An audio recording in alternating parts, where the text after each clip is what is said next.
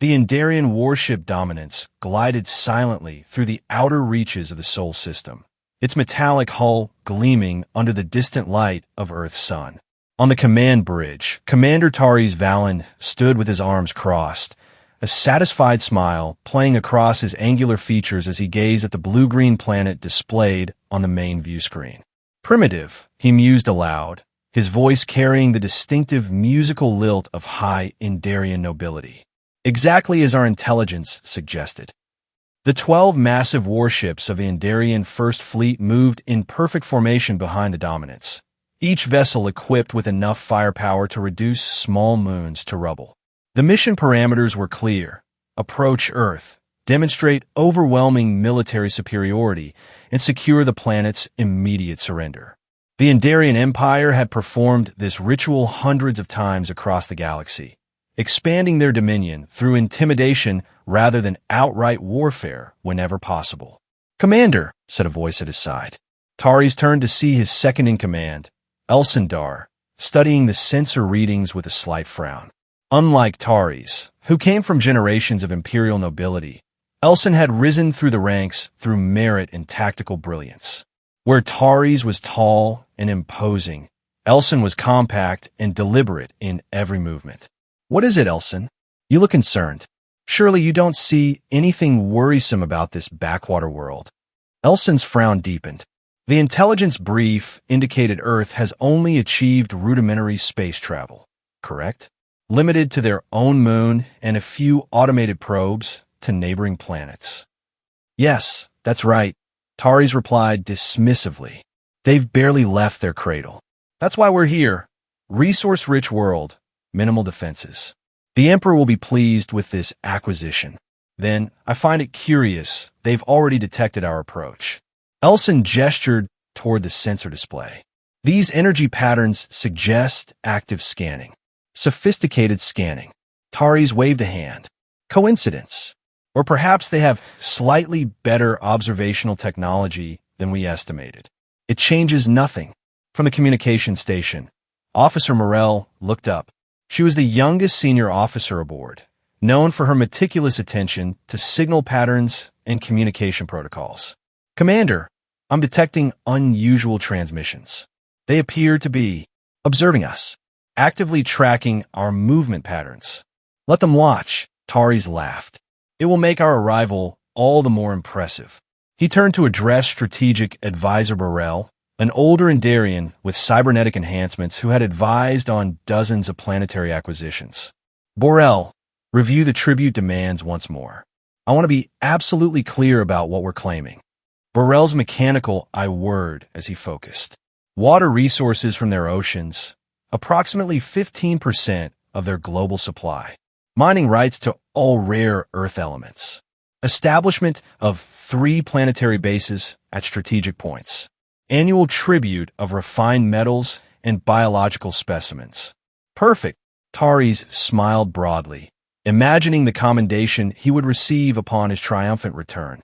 Perhaps even an audience with the Emperor himself. The bridge hummed with pre-victory excitement. Officers exchanged confident glances. Some even discussed how they might spend their portion of the acquisition bonuses. 5 hours until optimal Earth orbit," announced the navigation officer. Taris nodded, savoring the moment. In his 20 years of service to the Empire, he had participated in many first contacts, but this was his first as fleet commander. He had rehearsed his speech meticulously, the perfect blend of implied threat and false benevolence that had proven so effective across countless worlds.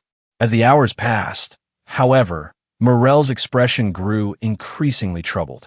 "Commander, the signals I'm detecting, they're not what I would expect from a pre-interstellar civilization." "Explain," Taris ordered, irritation creeping into his voice. "The frequencies, the encryption patterns, they're sophisticated. And there's something else." She hesitated. "I believe they're communicating about us. In our language." A chill silence fell over the bridge. "Impossible," Taris finally said. "They've never encountered our species before." Elson moved to Morel's station, studying her readings. "Could it be intercepted communications from our own fleet?" "No, sir. These signals are originating from Earth. They're discussing our fleet composition, our likely intentions. Morel looked up, her expression grave. Commander, I believe they've been expecting us. Taris felt the first stirrings of unease. This wasn't the script he had prepared for. Maintain course. Perhaps they intercepted some of our advanced communications. It doesn't change our strategic advantage. As the Indarian fleet crossed the orbital path of Mars, the main sensor array suddenly blared an alert.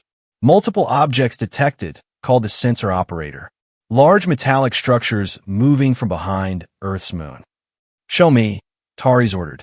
The view screen shifted to display a cluster of massive shapes emerging from lunar shadow.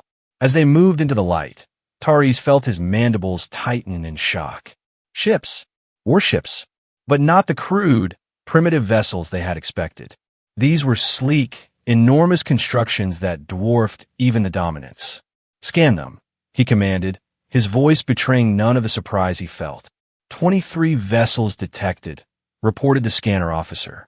The largest measures. This can't be right. Nearly 3 times our flagship's mass. Elson stepped forward. Energy readings, weapons capabilities? Unknown, sir. Their shielding is preventing detailed scans, but power signatures suggest significant capabilities. Taris gripped the rail before him.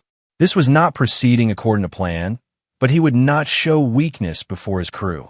They're likely display models. Impressive shells with minimal practical function. A bluff. Commander, Morel interjected. We're being hailed. Multiple channels. Perfect Indarian linguistic protocols. Taris hesitated only briefly. On screen, the view screen shifted to display a human female in what appeared to be a military uniform.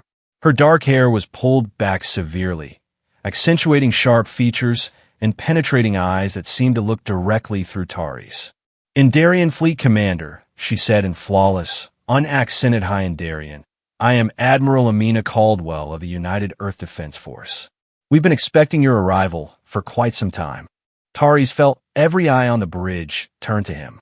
He straightened, adopting his most imperious posture. This is Commander Taris Valen of the Imperial Fleet. We come representing the might of the Indarian Empire to establish diplomatic relations with your world. A faint smile played across Caldwell's lips. Let's dispense with the pretense, Commander. We know the Indarian Empire's standard procedure for diplomatic relations. You've come to intimidate us into submission with your planet-killer ships, demand tribute, and establish a colonial presence. Murmurs of shock rippled across the bridge. How could they possibly know this? Taris recovered quickly. You misunderstand our intentions. We seek only peaceful. We've been observing your empire for decades. Commander, Caldwell interrupted. We know about the subjugation of the Mavari Collective, the resource stripping of the Tholian moons, the puppet government you installed on Kelthra. Beside him, Taris heard Burrell inhale sharply. Those operations were classified at the highest imperial levels. Earth is not undefended, Commander, Caldwell continued. Nor are we uninformed. You have entered restricted space. You have 2 options. Withdraw beyond the orbit of Neptune or prepare to engage in discussions as equals, not conquerors. Taris felt a surge of anger. You dare dictate terms to the Indarian Empire? Your civilization has barely. Your intelligence is outdated, Caldwell cut in. Deliberately so. We've ensured that all information reaching Indarian space portrayed Earth as technologically primitive. We find it's better to be underestimated. As if to punctuate her statement, the Earth fleet began to move. They spread into a containment formation that any military strategist would recognize. They were boxing in the Indarian ships. Elson leaned close to Taris. Commander, I strongly advise caution.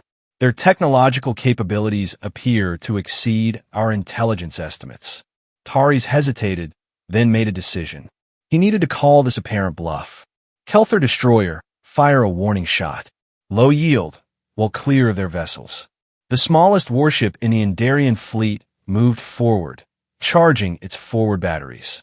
A pulse of energy streaked across space, aimed to pass between 2 Earth vessels. It never reached its destination. A flickering field of blue energy appeared, intercepting the blast and absorbing it completely. In the next instant, one of the Earth's ships pivoted with impossible speed and fired what appeared to be a narrow beam of concentrated light. It struck the water just meters from the Kelthor destroyer's hull, a precision shot that could have easily destroyed the vessel. As you can see, Caldwell's voice returned, we are fully capable of defending ourselves. That was merely a demonstration.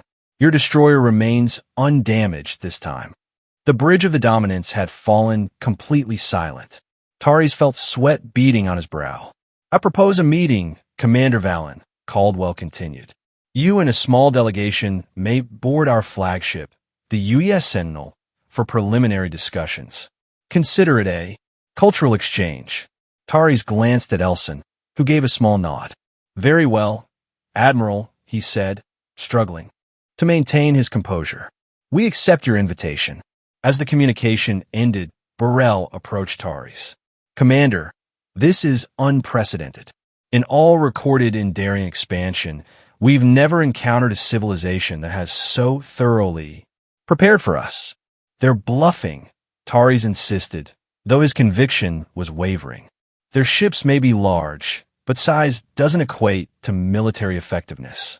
We'll learn their weaknesses during this meeting. Elson's expression remained serious. And if they're not bluffing, Commander? If their technological capabilities truly match their apparent confidence? Taris had no answer.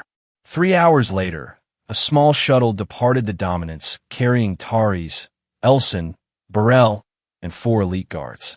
As they approached the massive Earth flagship, Taris felt his confidence further erode. The Sentinel was colossal, easily 3 times the size of his own vessel, with a sleek design that suggested both functionality and advanced engineering. Look at the hull composition, Burrell whispered, his cybernetic eye scanning rapidly. I've never seen anything like it. Some kind of metamaterial that appears to absorb and redirect energy. The shuttle bay they entered was cavernous, immaculately maintained, and bustling with human personnel who barely glanced at the arriving aliens, as if interstellar visitors were commonplace. A reception party awaited them, led by Admiral Caldwell herself. In person, she was taller than Taris had expected, with the bearing of someone accustomed to absolute authority.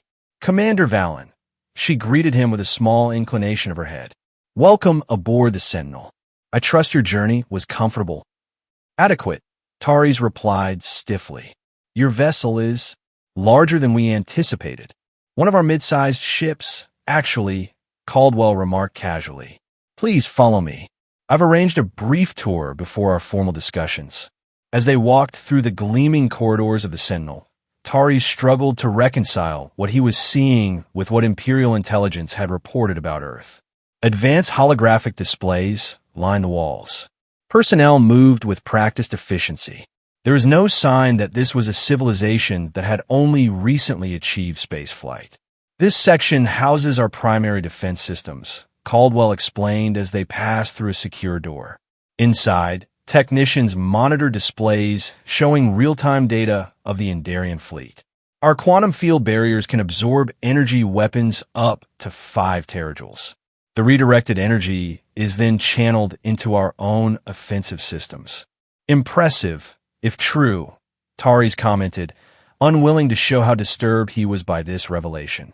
The Empire's most powerful weapons barely reached 3 terajoules. Oh, it's quite true, Caldwell smiled.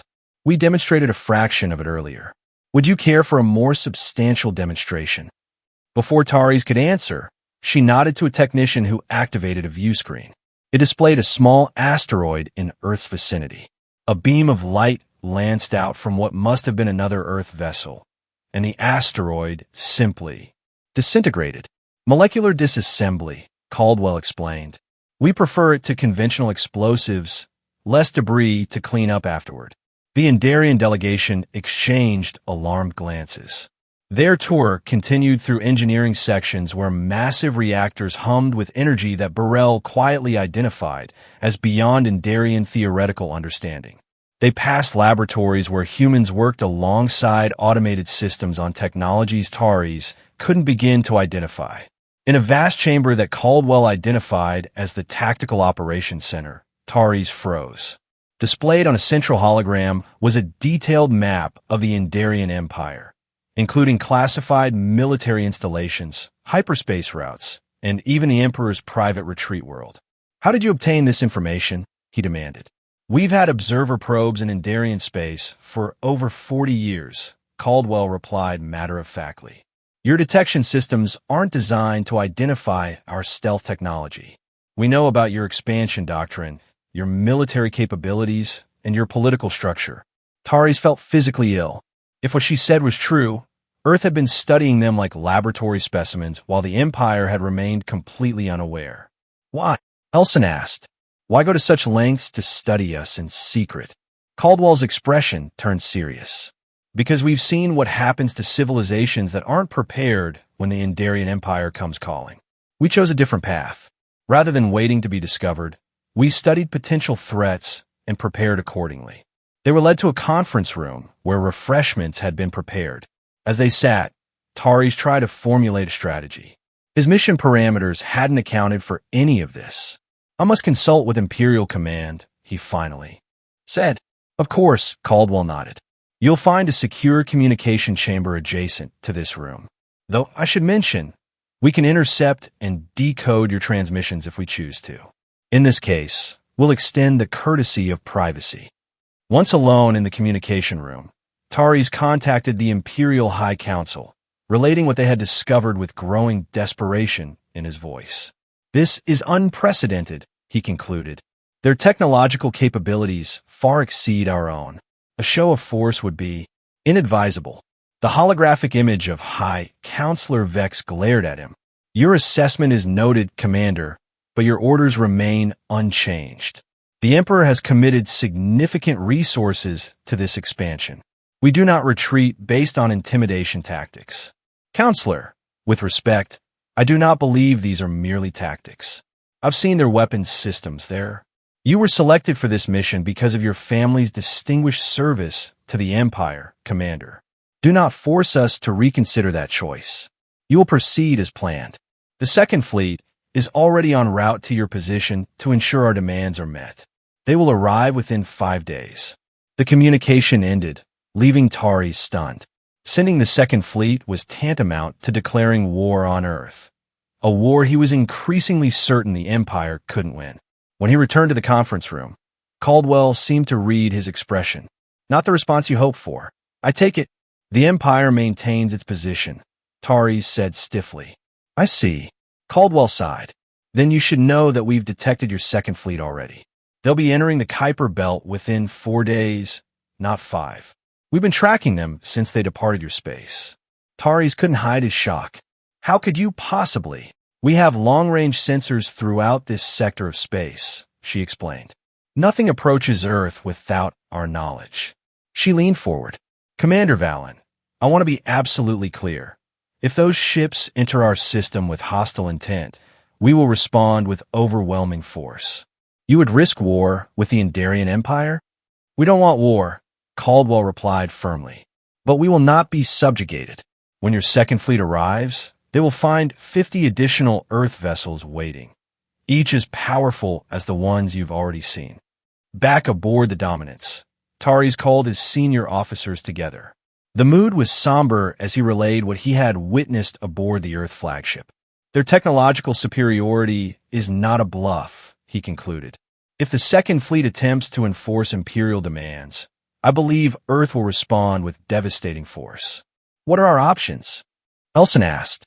"The High Council has ordered us to proceed as planned," Tari's replied grimly. Morel spoke up, her voice quiet but determined. "Commander, that would be suicide." "I agree," said Morel. "Based on what you've described, a direct confrontation would result in catastrophic losses." Tari's paced the length of the conference room. "The Second Fleet will arrive in 4 days. If we break communication protocol and attempt to warn them, the High Council will likely view it as treason. And if we don't," Elson countered, "thousands of our people may die." The following days passed in mounting tension. Earth's fleet maintained its containment position, neither advancing nor retreating. The Dominance's sensors continued to detect human vessels moving throughout the system, far more than they had initially observed. On the third day, Taris received a private message from Admiral Caldwell. Commander, our intelligence suggests your High Council is not taking our warning seriously.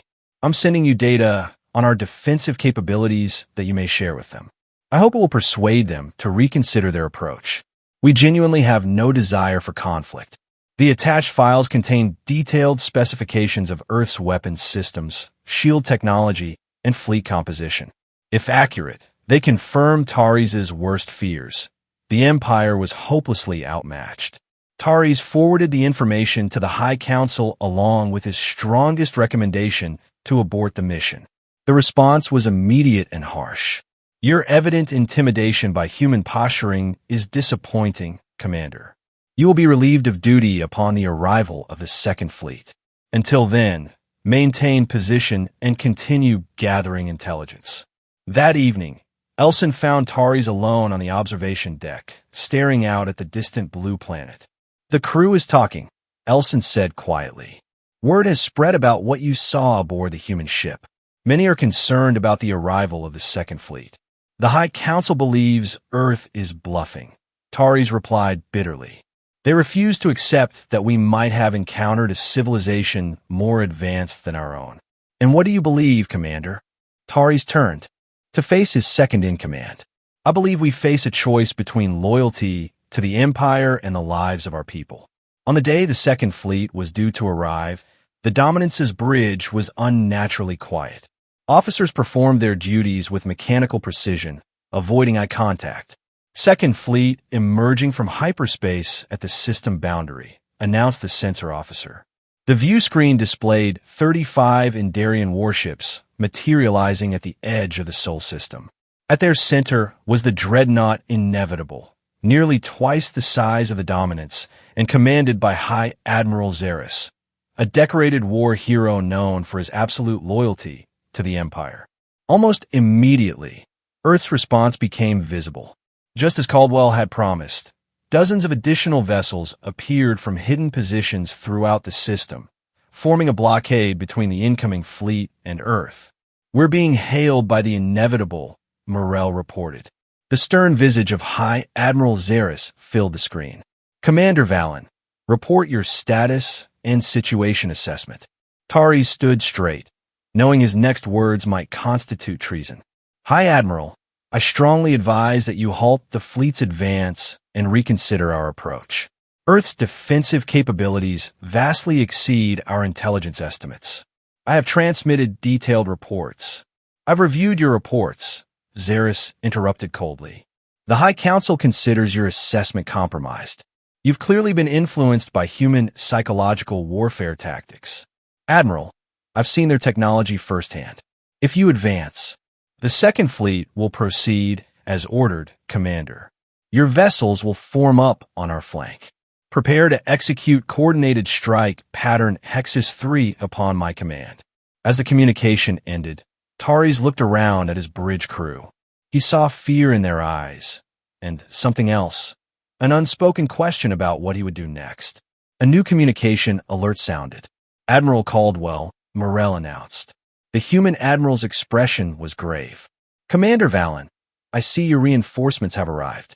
You should know we've detected their weapons powering up. Is this how the Indarian Empire chooses to proceed? Taris felt the weight of centuries of imperial tradition pressing against the immediate reality before him. Admiral Caldwell, request urgent consultation regarding alternative approaches. Aboard the Inevitable, High Admiral Xeris watched the exchange with mounting fury. The commander has lost his nerve, he growled to his own second-in-command. Signal all ships, prepare to advance. Target the largest Earth vessel first. Let's see how real their supposed technological advantage is. 3 Indarian destroyers broke formation, accelerating toward the Earth blockade with weapons charged. The response was immediate and devastating. Beams of concentrated energy lanced out from the Earth vessels, striking each destroyer with surgical precision. There are no explosions, no dramatic fireballs. The Indarian ships simply ceased to exist, Their molecular structures disassembled in seconds. Silence fell across every Indarian bridge as the sensor readings confirmed what they had just witnessed. 3 warships, each carrying over 500 crew members, had been erased from existence. Taris' communication system erupted with incoming signals from panicked captains throughout both fleets. "Hold positions," he ordered his own vessels. "Do not advance. Do not fire." On the main view screen, Admiral Caldwell's expression remained calm but resolute. "That was a measured response, Commander. We targeted only vessels that were advancing with clear hostile intent, and we specifically chose a disassembly pattern that allowed crew consciousness to cease before pain could register. We are not barbarians." "What have you done?" Taris whispered. "Demonstrated that our warnings were not empty threats," she replied. "The choice before the Indarian Empire remains the same: withdraw or engage in peaceful diplomatic discussions. There's no third option where you subjugate Earth." High Admiral Xeris's voice boomed across the communication channels. "This is High Admiral Xeris of the Indarian Empire. Your attack on Imperial vessels constitutes an act of war. Surrender immediately or face the full might of—" "High Admiral," Caldwell interrupted, her voice taking on a steel edge that hadn't been present before. "I don't believe you fully comprehend your situation. The vessels we've neutralized represent less than 1% of our defensive capability. We've been exceptionally restrained." To demonstrate her point, the Earth fleet shifted position. From behind the lunar orbit emerged what could only be described as a battle station, a construct so massive it dwarfed even the largest ships in either fleet. "This is one of 6 orbital defense platforms we maintain in this system," Caldwell explained. "Each is capable of neutralizing your entire combined fleet in under 3 minutes. We don't wish to do so, but make no mistake, we will defend ourselves if forced." The next hour passed in tense communication between the fleets. Taris found himself in the unprecedented position of advocating for retreat to the incredulous High Admiral. On the inevitable, Xeris raged at what he perceived as cowardice, but even he could not deny the evidence of the destroyed destroyers. When the order finally came from the Imperial High Council, it was not what anyone had expected: maintain position, neither advance nor retreat. Await diplomatic envoy from Imperial Center.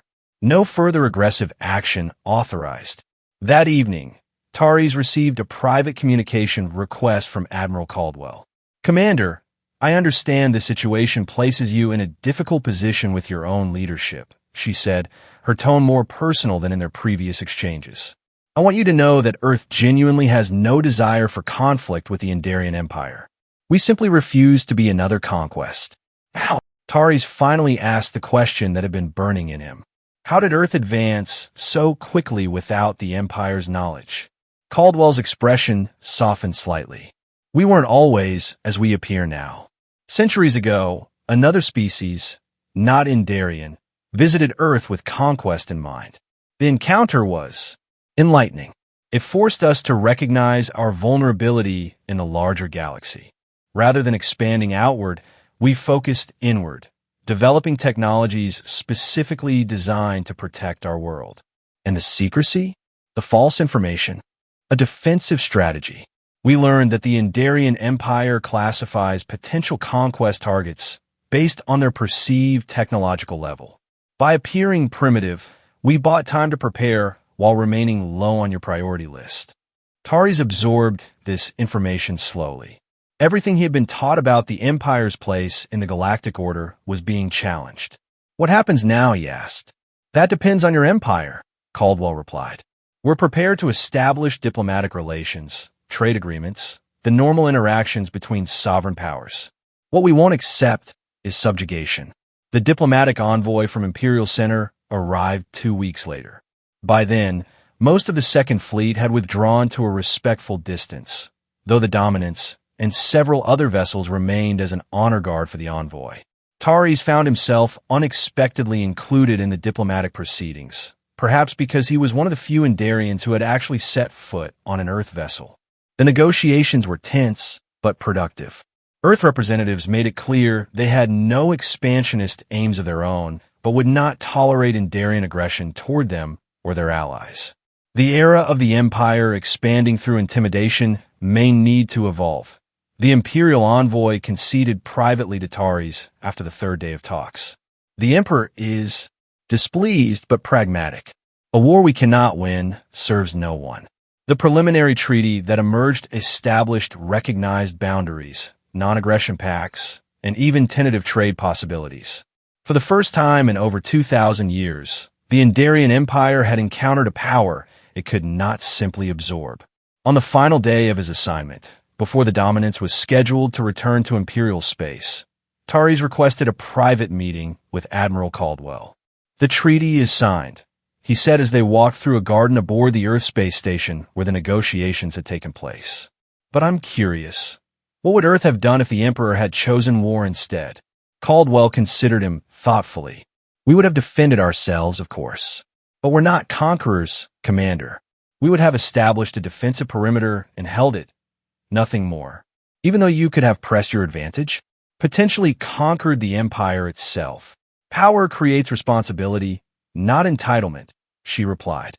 "That's something we learned the hard way through our own history. Just because you can do something doesn't mean you should." As Taris prepared to board his shuttle, Caldwell offered a final observation. "You know, Commander, your actions during the crisis likely prevented significant bloodshed. It takes considerable courage to advocate for peace when your culture values conquest." Taris considered this. "Perhaps the Empire can learn something from Earth after all. And perhaps we can learn from each other," Caldwell replied. "That's the true value of peaceful contact between civilizations." As the Dominance broke orbit and set course for Imperial space, Taris stood on the observation deck, watching as Earth diminished to a blue point of light behind them. The Empire would never be the same after this encounter. Whether that change would be for better or worse remained to be seen, but one thing was certain: the galaxy had become a more complex place than the Empire had ever imagined.